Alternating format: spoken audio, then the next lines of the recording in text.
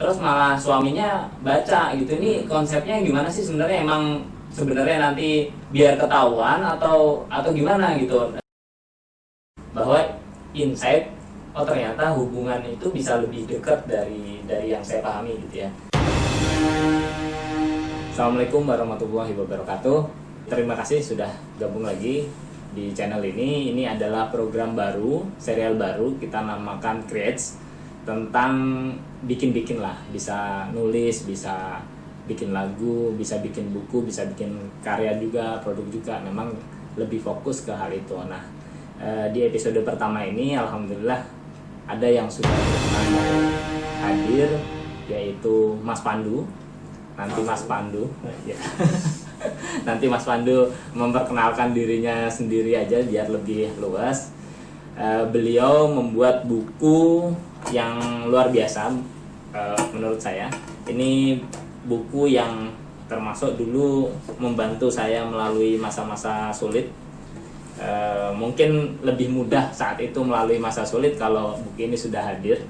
Namanya Jurnal Perasaan. Sebuah buku tebal, tapi nggak usah takut bacanya dikit aja. Bacaannya sangat dikit, yang banyak halaman kosong. Jadi dia jual buku tulis kosong. Tapi buku tulis ini agak spesial, bentuknya titik-titik. Bentar. Nanti kita tanya juga alasannya kenapa titik-titik. Terus yang jelas spesial sekali. Jadi saya mohon izin untuk saya berikan ke Mas Pandu. Mas Pandu menjelaskan tentang dirinya dan juga tentang buku ini. Setelah itu baru saya nanya-nanya ya. Monggo. Kenalkan semuanya. Saya Pandu.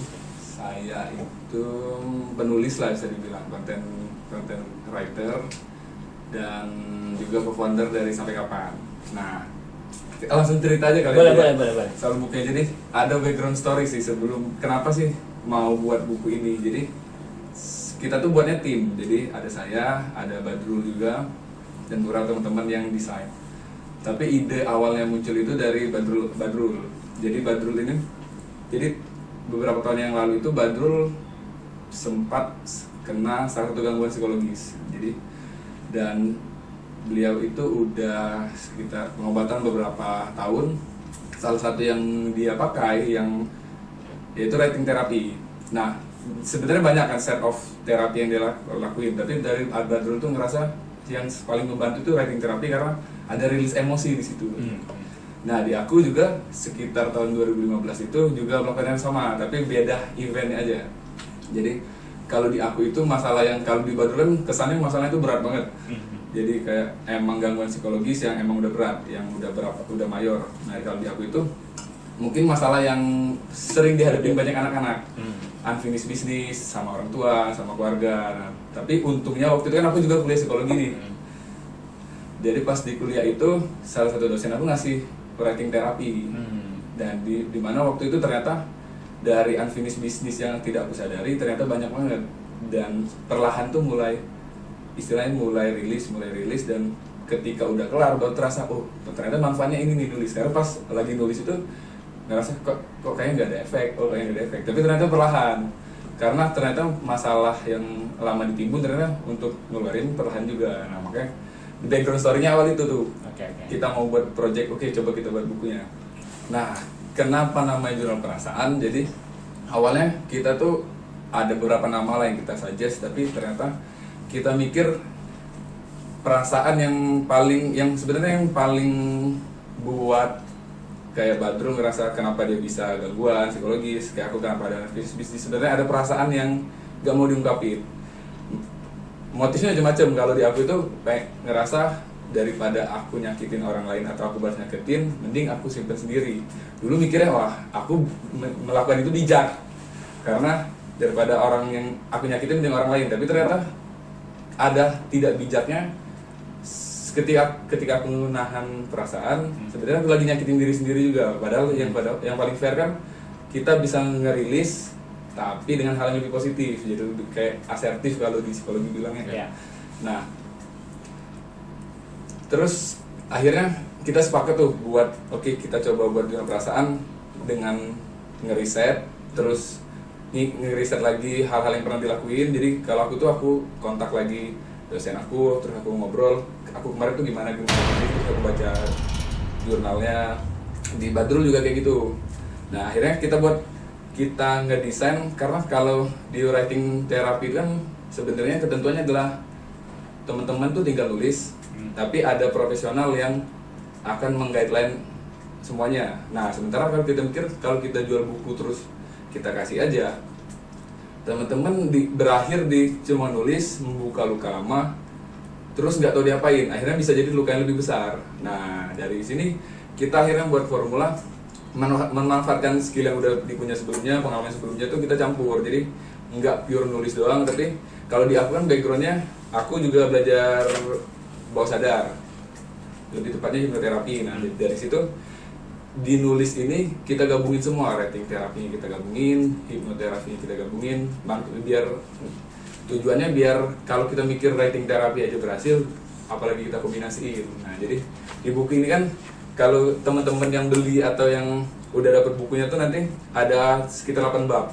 Di 8 bab itu tuh dari bab 1 sampai bab 8 itu kita udah desain, dimana di tiap babnya itu akan rasanya itu kayak tangga. Jadi kayak tangga nulis. Di awal itu pasti teman-teman itu yang belum pernah nulis akan bingung tuh. Nah di bab 1 itu tuh kita buat storytellingnya, apa sih yang perasaan yang wakil teman-teman, di situ kita tulis storytellingnya. Tujuannya biar teman-teman itu sadar kalau nulis tuh emang nggak gampang. Nulis tuh nggak doang, nulis tuh bisa ngerakin banyak orang. Nah sampai di bab 8 nanti tuh teman-teman akan terasa sendiri, mulai terasa. Nah, tujuannya gini, kenapa kita isinya kan, kalau orang mikir oh beli buku nih pasti ada ceritanya nih, tapi ini enggak. Nah kita mikir gini, teman-teman yang kita biasanya tuh baca cerita orang lain terus kita happy. Gimana kalau kita nulis cerita kita sendiri tuh kita baca, mungkin akan jauh lebih happy. Kenapa? Karena kalau kita baca hal yang berulang-ulang itu kan sebenarnya bukan useless, tapi ada hal yang mungkin sempat terlewat, akhirnya kita sadar oh ini mungkin sempat terlewat, nah ditulis. Nah tujuannya satu, harapan kita tuh teman-teman yang beli buku ini tuh jadi ketika nulis itu mengeluarkan semua unek-uneknya, hingga nanti itu akhirnya mulai keluar tuh apa sih yang permasalahan yang mereka dapetin. Nah ketika kalau ada masalah yang ternyata nih tidak bisa dikontrol sendirian, nah di buku itu tuh nanti kita kasih welcoming card. Di welcoming card itu teman-teman bisa scan barcode-nya, itu nanti akan diarahin ke grup yang udah kita setting untuk teman-teman yang beli jurnal perasaan. Di grup itu tuh kita akan, kalau niat kita sih akan bentuk kayak community, di mana community ini nih nanti kan akan ada muncul orang-orang yang misal banyak masalah yang belum terselesaikan. Terus kalau teman-teman yang udah masalah terselesaikan, bantu teman-teman yang lainnya.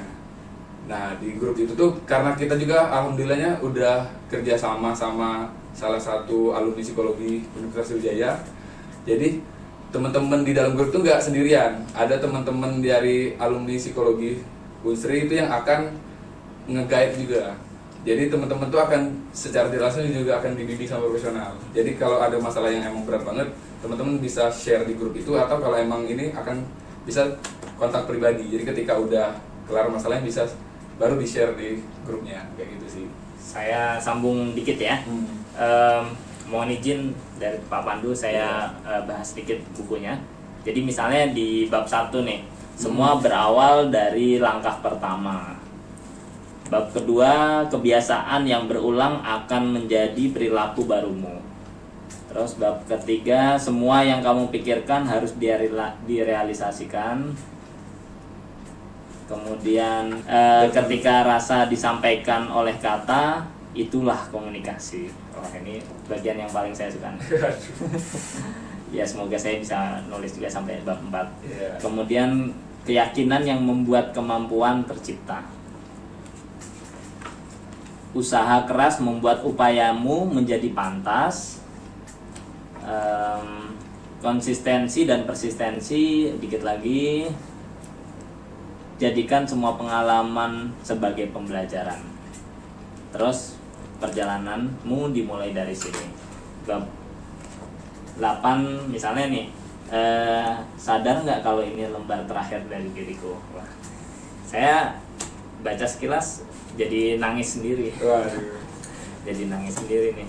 Ya makasih banyak sudah yang tadi saya sampaikan itu judul-judul babnya.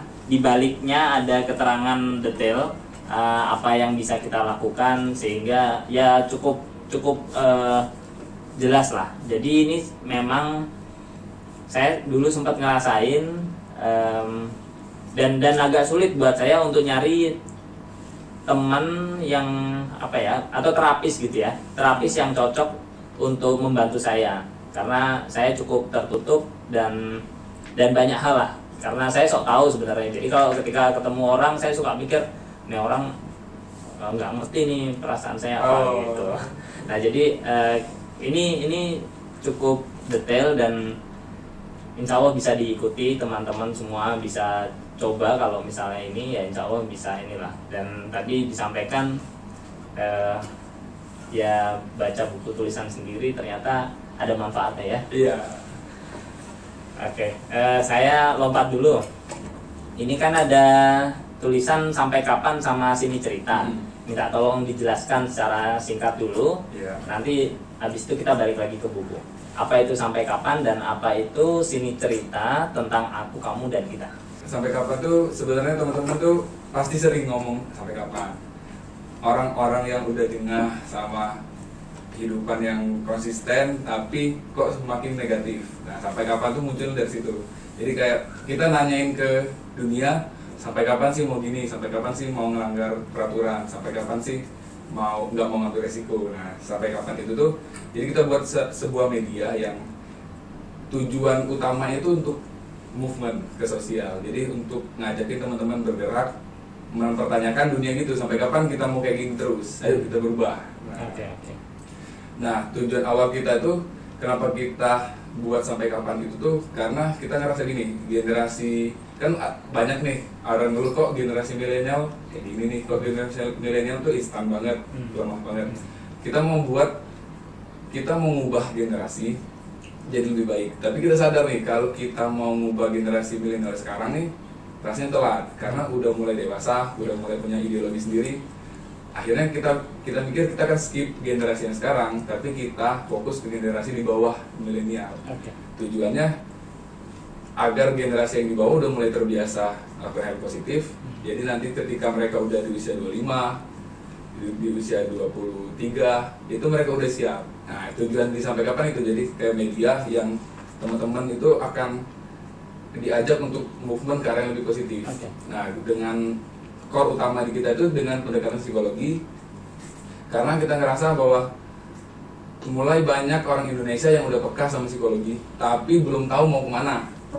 Jadi kayak kalau Pak Luki lihat di Line, di WhatsApp, di Telegram itu udah banyak grup-grup yang udah peka sama psikologi yang tapi mereka nih masih istilahnya kayak by pribadi sendiri yang buat. Jadi akan lebih baik kalau ada orang yang profesional akan dampingin. Nah, ketika kita buat sampai kapan kan niatnya umum untuk gimana kita akan ajakin semua generasi, semua anak tuh akan belajar banyak hal. Jadi nggak hanya psikologi, ada juga pekerjaan, ada juga brainstorming. Nah tapi ternyata ketika kita lawan sampai kapan itu paling banyak orang yang nge-DM itu curhat.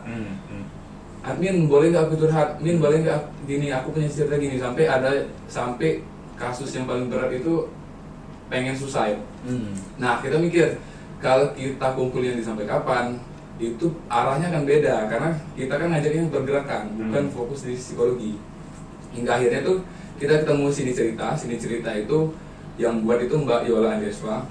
Jadi beliau itu setahun sebelum di sampai kapan tuh udah emang edukasi tentang psikologi lewat sini cerita. Nah karena kita mikir sini cerita nih punya tujuan yang sama tapi emang kolomnya aja yang beda, mereka fokus psikologi, kita lebih umum. Akhirnya ajak kerjasama, jadi teman-teman yang masuk ke sampai kapan tapi inginnya konsultasi psikologi akan kita arahin di sini cerita. Nah, sini cerita, seperti namanya sini cerita tuh kayak tempat PFA lah kalau kita bilangnya, psychological first aid.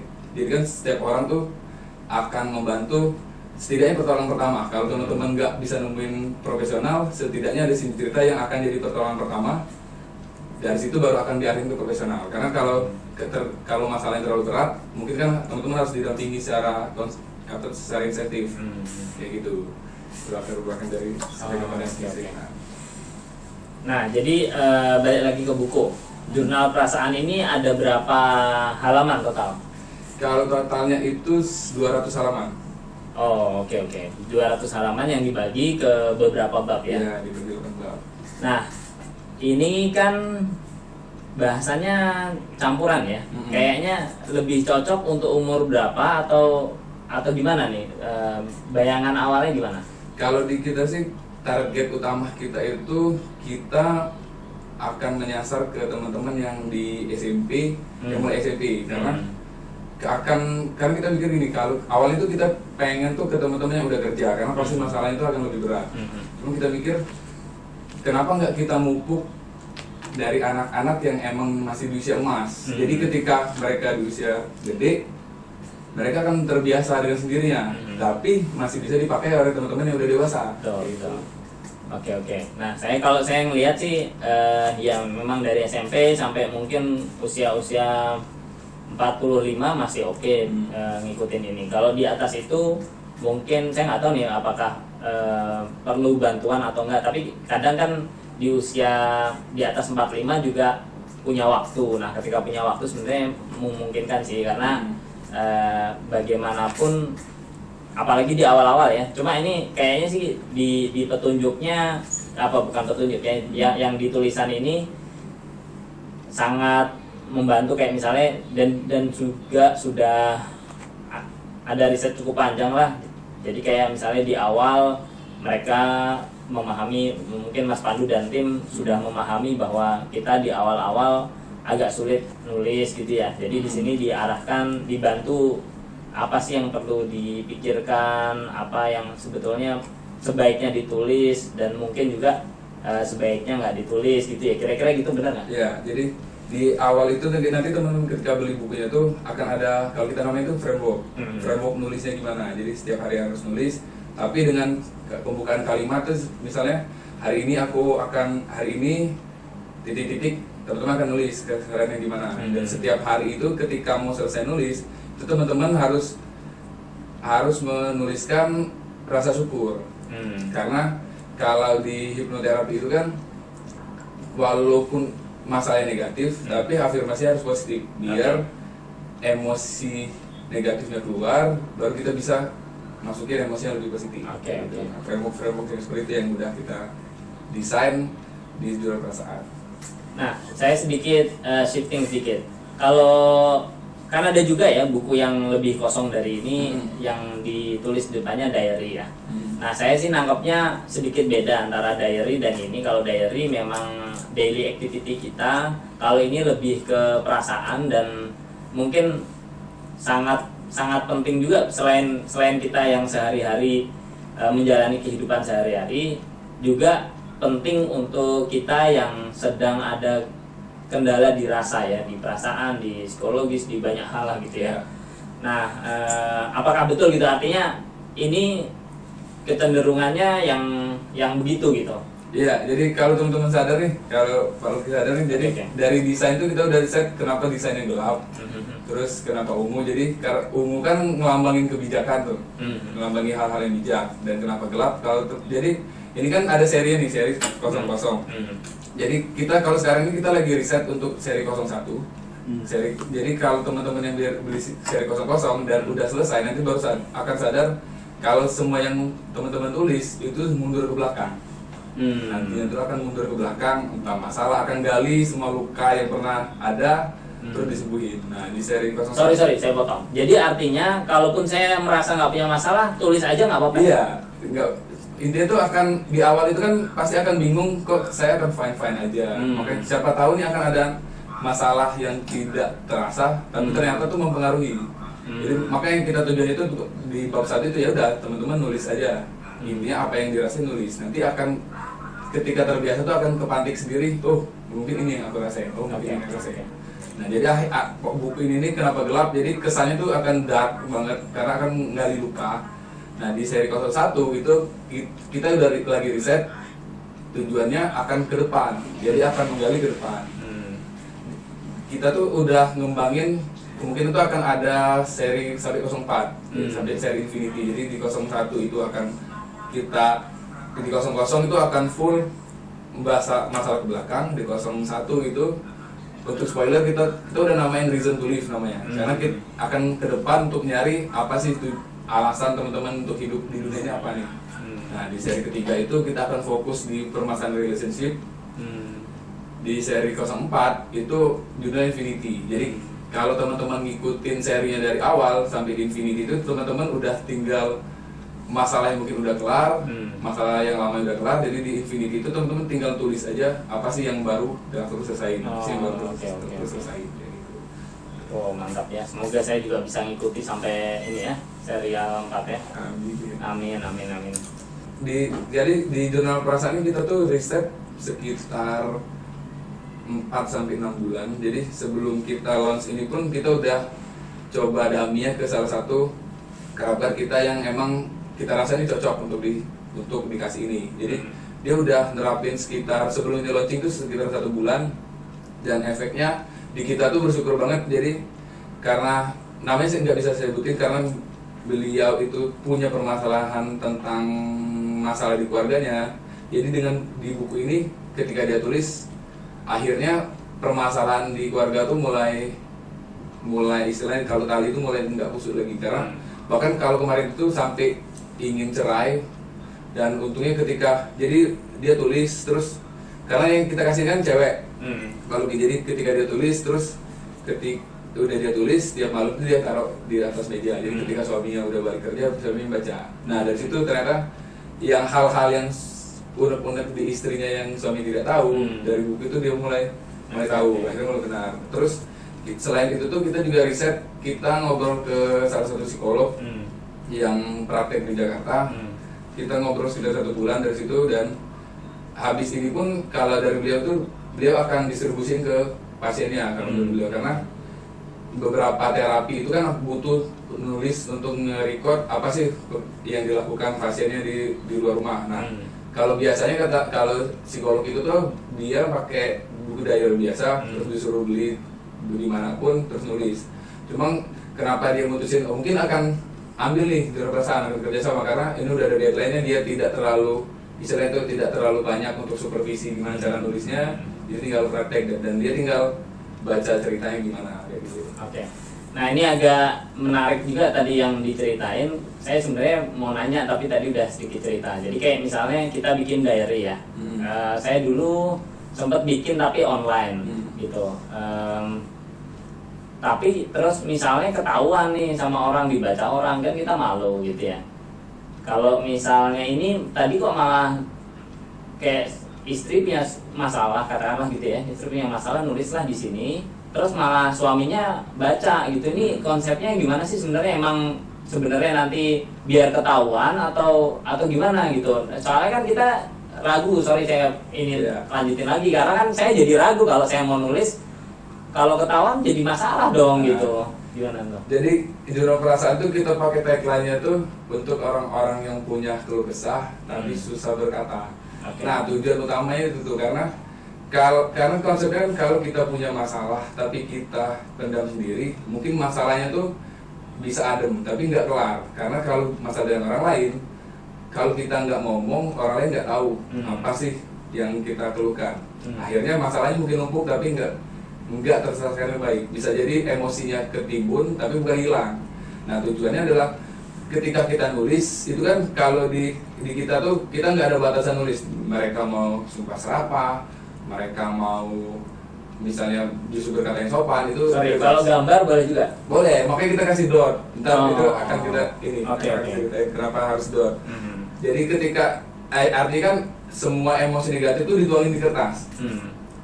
Makanya di kotak terakhir itu kita buat rasa syukur. Jadi walaupun kita marah seperti apapun, di akhir kita harus buat kesimpulan apa nih solusi dari masalah kita, apa nih rasa syukurnya. Jadi orang yang baca mungkin di awal kan sakit hati, kesal karena ini sih yang menurut dia tentang aku negatif semua nih. Tapi kalau dia baca sampai akhir, ada nih solusi apa yang harus aku lakuin. Jadi kayak kalau di salah satu teman yang kita coba dampingi itu, jadi dia misal dia emosi karena suaminya terlalu sering keluar rumah. Kalau biasanya kan orang cuma nuntut doang, kamu jangan keluar rumah terus dong. Tapi solusinya nggak ada. Nah, dengan ada solusi itu ada pertimbangan untuk dari yang baca, apakah aku bisa lakuin atau harus dikomunikasi lagi nih, boleh nggak nih dikeluarin jamnya kayak gitu. Jadi kalau misalnya kita nulis nih, katakanlah kebetulan kasusnya spesifik ya, kebetulan suami istri atau misalnya orang tua dan anak gitu ya, kan spesifik ya. Nah itu lebih baik kita selesaikan dulu tulisannya baru dikasih, atau boleh bertahap, berbab atau gimana, sarannya gimana nih? Dari kita tuh paling direkomendasi itu ketika udah selesai semua. Karena kalau kita tulisnya misal per bab atau per event, bisa jadi ini bukan event lama yang keluar, event baru. Karena untuk nge-recall kan susah. Nah terus dari kita tuh mempertimbangkan gini, karena kalau kayak di aku sendiri kan untuk nge-share emosi itu susah. Jadi kalau aku dulu tuh kadang masalah yang di luar keluarga tuh aku nggak bisa share ke orangnya langsung. Nah dari kita tuh nanti ketika di grup itu kita akan bimbing gimana caranya untuk nyelesain masalahnya dengan orang lain, tapi tanpa harus ketemu. Tapi setidaknya masalah itu tuh harus rilis, makanya harus ditulis semua. Saya pertanyaan agak sulit dikit. Jadi saya baca ini, tahu ini kan sebenarnya dari IG live-nya Mbak itu ya, Mbak Yola sama di sini cerita ya. Nah di situ diceritain juga kayak kasusnya, katakanlah kondisi permasalahan antara anak dan orang tua.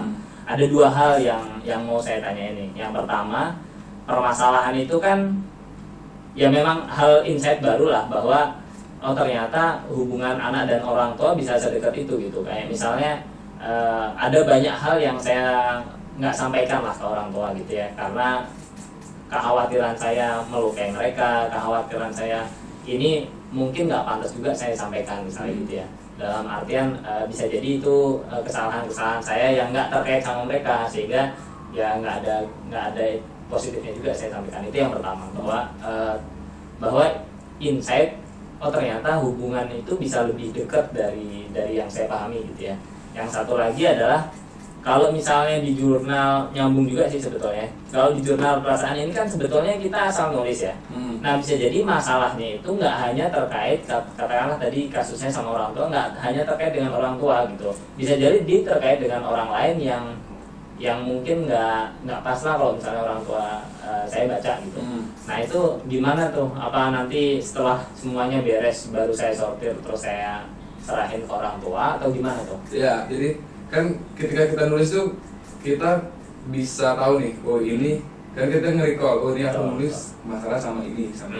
Jadi kita bisa share ke orang-orang yang emang terkait sama masalahnya, karena tujuannya kan buku ini jadi jembatan untuk kita nge-share. Mungkin kalau teman-teman yang pemalu kayak aku untuk bilang langsung itu susah, karena kalau di aku tuh pertimbangannya takut bukan aku yang marah, tapi takut mereka yang sedih.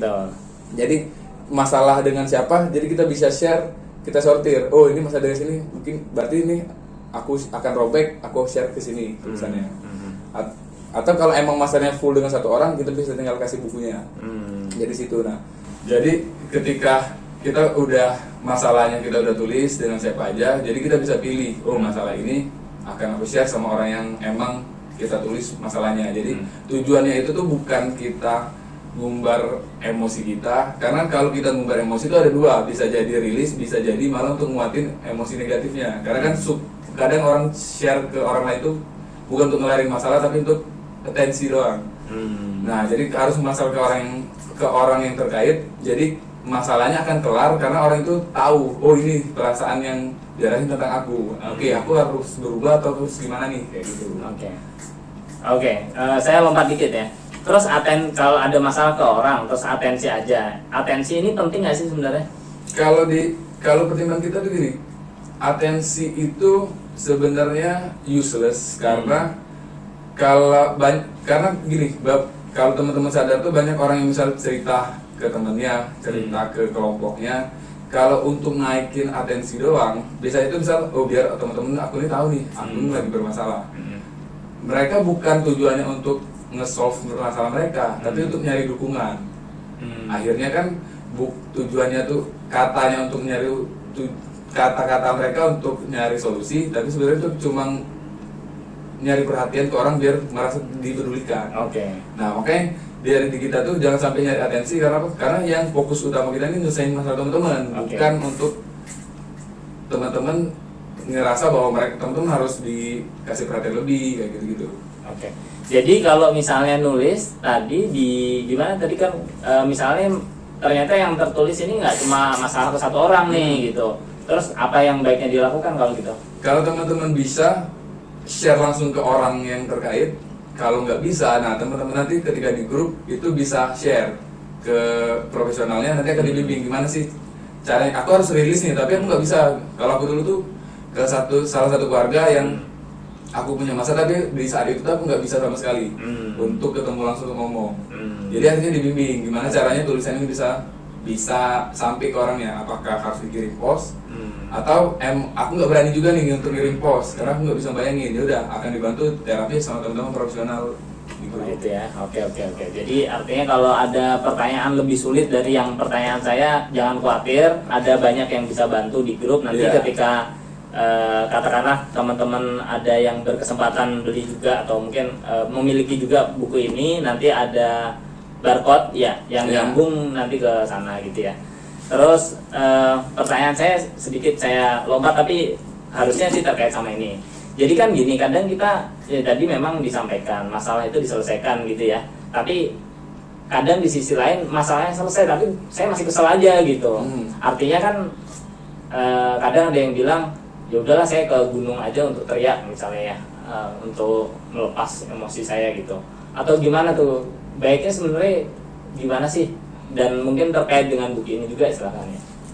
Jadi masalah itu kan sebenarnya kalau kita bermasalah itu ada dua, penerimaan kita terhadap diri kita sendiri sama orang lain. Nah fokus kita gini, penerimaan sama diri sendiri kan kalau istilahnya itu lebih ke ngasih space untuk bisa ikhlas terhadap masalahnya. Kadang orang yang misal masih kesel itu misal dia belum tahu nih kalau aku ini sesakit itu karena dia. Atau aku belum puas kalau dia belum merasakan hal yang sama. Nah itu tuh kontrolnya diri sendiri. Jadi kayak kapan itu selesai itu tergantung teman-teman sendiri. Tiap orang akan beda-beda kontrol penerimaannya. Bisa jadi seminggu, bisa jadi sebulan.